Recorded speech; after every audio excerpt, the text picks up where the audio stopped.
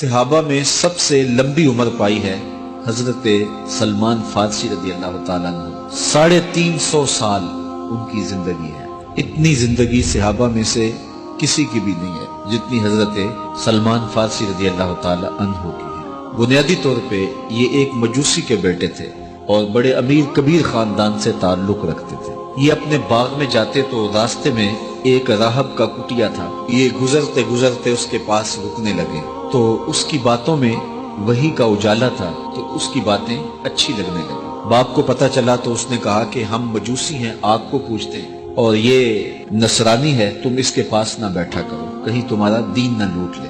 لیکن ایسی طلب جاگ گئی تھی دل میں کہ وہ باز نہ آئے۔ باپ کو پتہ چلا تو اس نے گھر سے نکال دیا اور یہ دور جا کے کہیں ایک گرجا گھر میں ایک پادری کی خدمت کرنے لگے۔ اس نے ساری زندگی شفقت کے سائے میں حضرت سلمان